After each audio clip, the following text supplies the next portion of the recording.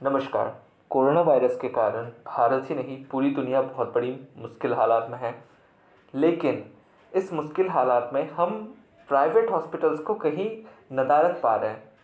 हम देख रहे हैं कि जो हमारे कंट्री में अगर बात करें तो गवर्नमेंट हॉस्पिटल्स ने ही पूरा लीड लिया हुआ है और वहाँ पे ओवरलोडिंग बहुत ज़्यादा हो चुकी है, क्योंकि सिर्फ कोरोना वायरस के केसेस ही नहीं होते और बहुत से केसेस होते हैं। और प्राइवेट हॉस्पिटल जो मेजर पार्ट कंस्टिट्यूट करता है एक अच्छी हेल्थ केयर का, वो गायब है। और सुप्रीम कोर्ट का एक नया गाइडलाइन आया है कि प्राइवेट हॉस्पिटल्स कोरोना वायरस के पेशेंट्स को ट्रीट फ्री में क्यों नहीं कर सकती, जबकि उन्हें लैंड चैरिटी में मिला हुआ है या फिर बहुत ही एक नॉमिनल रेट में मिला हुआ है।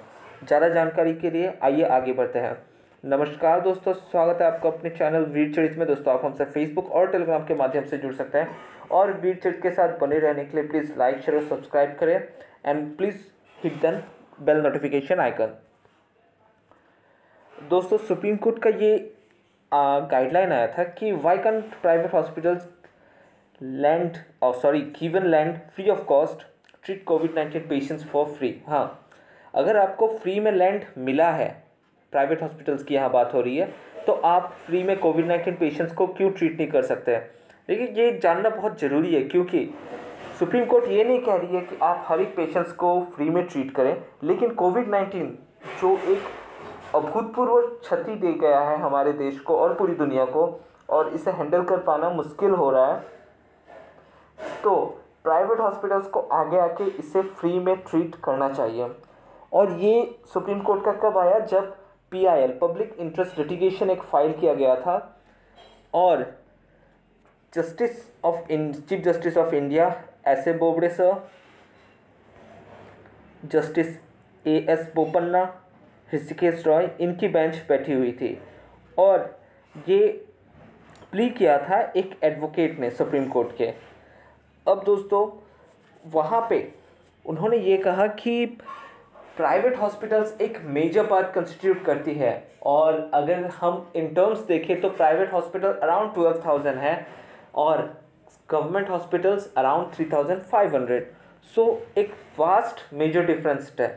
लेकिन सचिन जैन, जिन्होंने ये बेल प्ली फाइल की थी, उन्होंने कहा कि जो चैरिटी लैंड्स होते हैं वहाँ पे तो फ्री हो ही सकता है, या फिर दूसरे पार्ट्स में भी प्राइवेट हॉस्पिटल आगे आ सकती है। तो इसी को देखते हुए सुप्रीम कोर्ट ने एक गाइडलाइन जारी किया था कि जब आपको फ्री में लैंड मिला हुआ या फिर नॉमिनल कॉस्ट में। अब दोस्तों, आपको पता होगा जो सोशल वेलफेयर इंस्टीट्यूट्स होती है, या फिर कोई भी आप धर्मशाला ले लीजिए, या फिर हॉस्पिटल्स, या कोई भी जो सोशल वेलफेयर के इंस्टीट्यूशंस होते हैं, उनको जो लैंड मिलता है वो बहुत ही कंसेशन रेट में मिलता है, और वो कंसेशन रेट में भी मिलता है और बहुत से टाइम में फ्री में भी मिलता है, तो उसे हम चैरिटी लैंड कहते हैं। अब अगर आपको चैरिटी लैंड मिला है और आपको गवर्नमेंट ने सपोर्ट किया हुआ है पहले से, तो आपका भी ये रिस्पॉन्सिबिलिटी बनती है कि आप आगे आएँ और कोरोना वायरस के पेशेंट्स को ट्रीट करें। हाँ, मैं ये नहीं कह रहा हूँ कि सभी को आगे आना चाहिए और सब कुछ फ्री कर देना चाहिए, ये पॉसिबल नहीं है। ये एक कॉमन सेंस की बात है, क्योंकि प्राइवेट हॉस्पिटल्स का भी रेवेन्यू लॉसेस हुआ है, लेकिन रेवेन्यू लॉसेस कंट्री की जो हेल्थ सेक्टर है उससे बढ़कर तो नहीं है, जो सिटीजन्स है। अब एक कंपैरिजन अगर करें प्राइवेट हॉस्पिटल्स और गवर्नमेंट हॉस्पिटल्स के इंफ्रास्ट्रक्चर में, आप यहाँ पे देख सकते हैं बड़े बड़े प्राइवेट हॉस्पिटल्स है। यहाँ पे मैक्स हॉस्पिटल का बिल्डिंग, यहाँ पे सनसाइन हॉस्पिटल हैदराबाद का बिल्डिंग, इनके इंफ्रास्ट्रक्चर कभी कभी तो 5 स्टार होटल्स के लग्जरी की तरह है, और ये आम आदमी अफोर्ड नहीं कर पाते हैं। यहाँ आप देख सकते हैं कंट्री का सबसे renowned institution Kokilaben hospital Mumbai में है ये। अब इनके इंफ्रास्ट्रक्चर्स जो है वो बहुत ही अप टू डेटेड होते हैं और बहुत ही लग्जूरियस होता है, तो आम आदमी के बस का नहीं होता हर प्राइवेट हॉस्पिटल में जाके ट्रीटमेंट करवाना। अब वहीं आप अगर कंपेयर कर लें गवर्नमेंट हॉस्पिटल्स को, गवर्नमेंट हॉस्पिटल्स अच्छे भी जो हैं, अगर आपको कभी भी आपका एक्सपीरियंस है, एम्स को आप ले लीजिए दिल्ली के, आपको पता होगा वहाँ पे अपॉइंटमेंट पहली बात तो बहुत कम मिल पाती है। उसके बाद अपॉइंटमेंट आपको मिल भी जाती है, उसके बाद आपको ऐसे भीड़ भड़ाके एरिया में रहना होता है। अब कोविड-19 के ट्रीटमेंट में अगर ऐसे जो दूसरे डिपार्टमेंट्स हैं वो भी खोल दिए जाए तो भीड़ तो ऐसी ही रहेगी ना। आपने कभी भी गवर्नमेंट हॉस्पिटल में गए होंगे तो ये पिक्चर्स नॉर्मल है, आपको पता ही है कि ऐसे ही रहता है वहाँ पे कंडीशन।